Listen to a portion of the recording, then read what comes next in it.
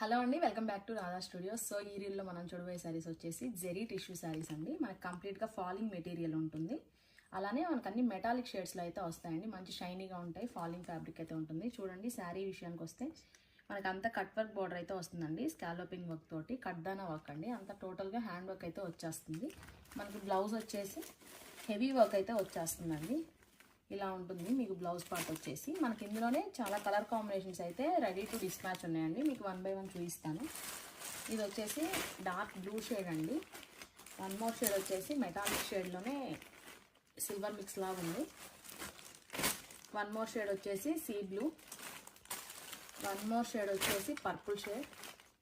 One more వచ్చేసి peach shade. ఇది చాలా బాగుందండి షేడ్ అయితే.